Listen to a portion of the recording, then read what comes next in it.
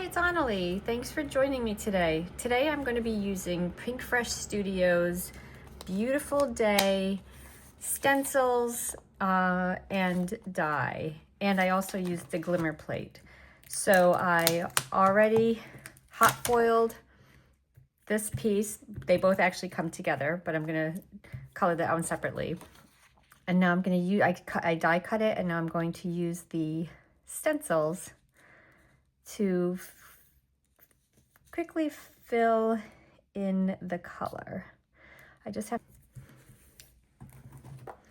so to begin with, I'm going to be using stencil number 1, which is mostly the leaves. I'm going to start with Altenew Silver Sage Fresh Dye ink to do the bottom layer. And I'm just going to go in and go right over the stencils. Super easy. I never really understood the fascination with stencils until I actually tried them and realized that there are so many different things that you can do with the stencils, and I really do like them. It's a very quick way to add your color to your projects. And of course, not every project comes with a stencil, but the ones that do, it makes it just fun and easy. So that is the Silver Sage, which is such a beautiful green. But now I'm going to come in, and I think I'll use the eucalyptus. And just in some places, I'm going to use a smaller brush. Some places I'm going to add just a little bit around the bottom edges, or where the shadows might be, just to create, well, I guess I'll do this whole thing. I'm not going to do these tiny ones. I want these tiny little ones to be light green, but I will do the bottoms of the leaves a little bit of a darker color here. This is what I like about stencils, is that you can change them up, and you can leave them just a solid one color, or you can come in and make them your own, which I really like. I'm just going to do just like here, kind of where the stem would be. Already, aren't those colors so pretty? Okay. And then stencil number 2 is going to be the larger flowers.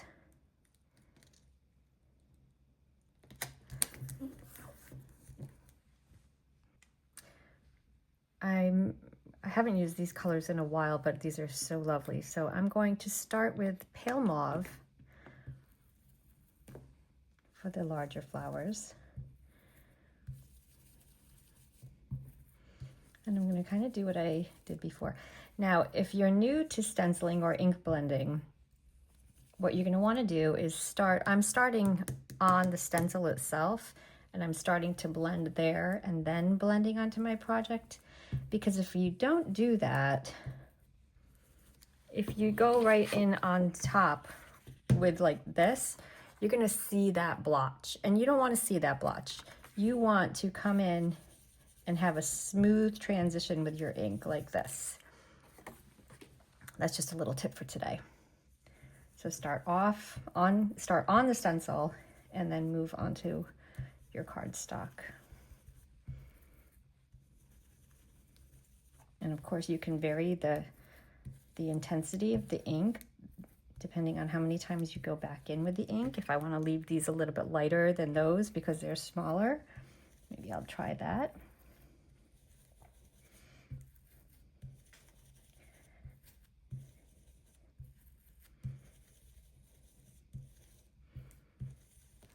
And like I did before, I'm going to use a little bit of a darker, maybe the amethyst, just along the base, just to give it a little bit of contrast here. And it's very little. By the time this dries, you might not notice it hardly at all, but it'll be there.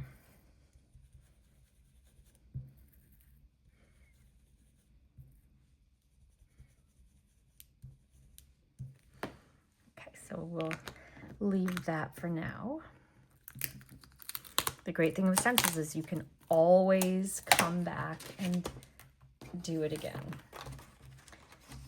Now here, I like to work on my sticky mat because it holds the stencil right in place. You can see where it gets darker there that you know it's sticking, and I don't have to use two hands for my project. So I do love my sticky mat, but if it sticks before you want it to, it makes it a little bit harder. So now for these, I have to have a little bit of yellow. So butternut is my absolute favorite yellow. So I'm gonna make these yellow right here.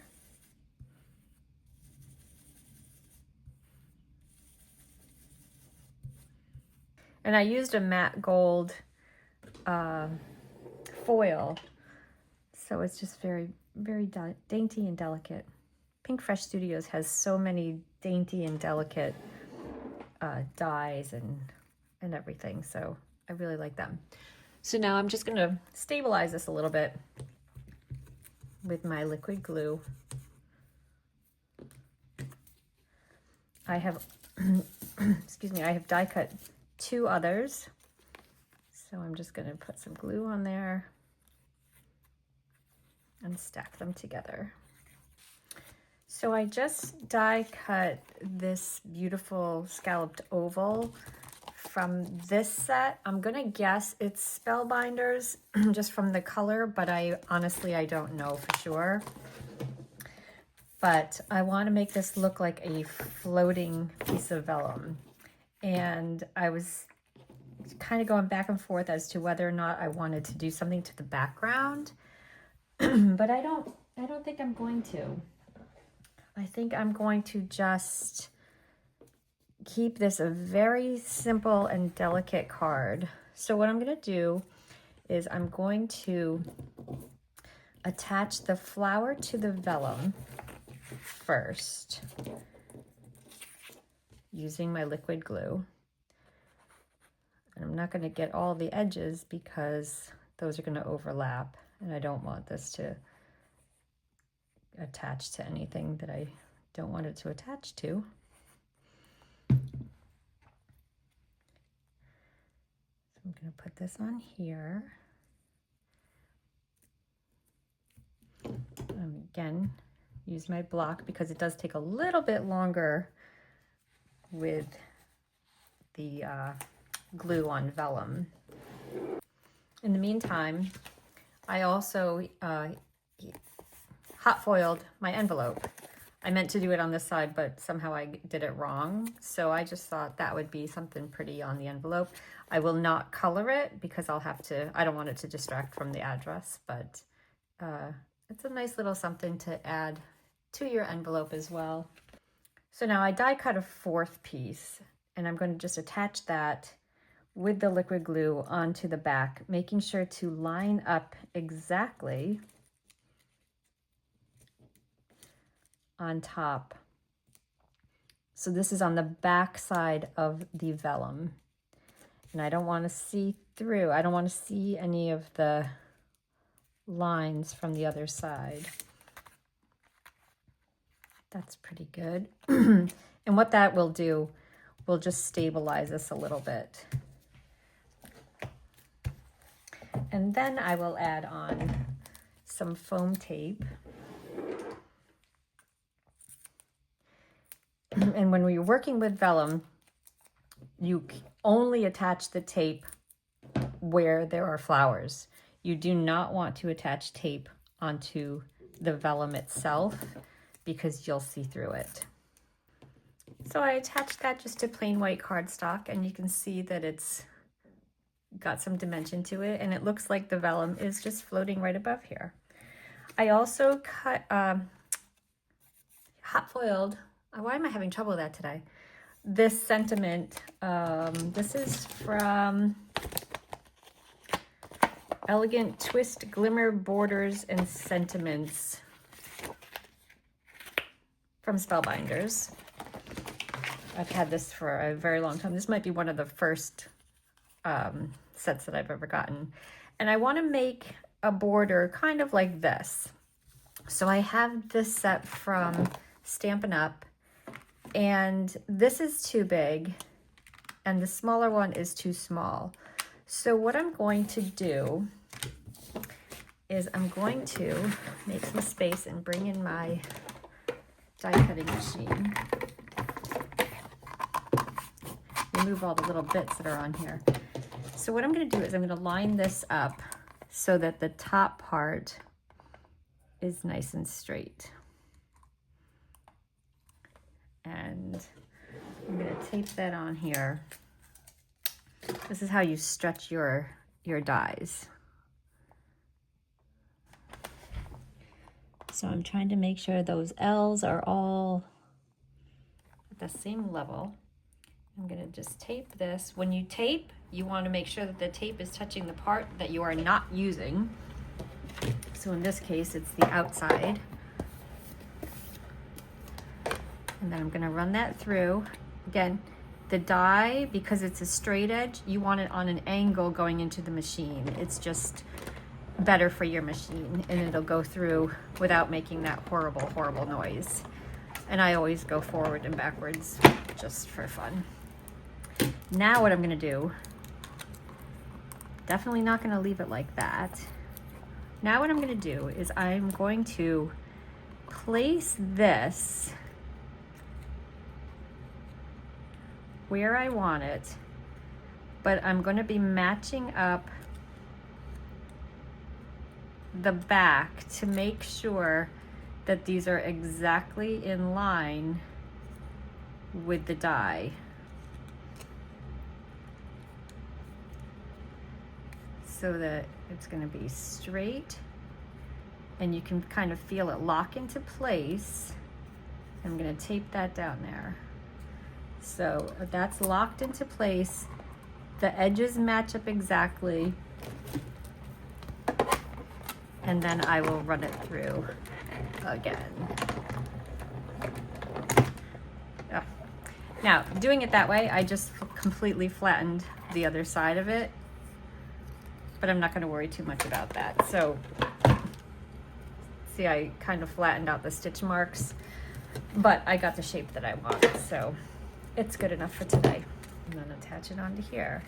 Now I could add some sequins. Let me see. So I am not one that believes a sequin or an embellishment needs to be on every card. I tried the gold. To me, that's too bold. I can try clear, but I don't know. Do you think that adds anything to it? I kind of wish this was alive so you guys could tell me. If I just add some little sparkles throughout. Yeah, that's kind of nice. So I can do that. These are the Stellar sequins from Altenew. I don't remember the color, but they're clear. I don't think they're the crystal clear ones. I think there's something else. But I'm just going to add these on just for a touch of sparkle and shine.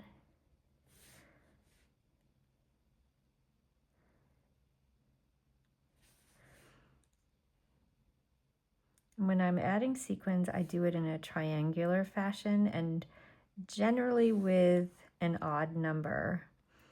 So here I have a triangle, and here I have a triangle. So this is, I'm considering this one clump. So it's kind of like a triangle here, but this clump is also in a triangle. I have 3, 1, 1, so I have 5, which makes a perfect number. I like to accent the sentiment, and then just sprinkle them throughout. Sometimes I'll add them in as centers of the flowers, but I think this is enough for today.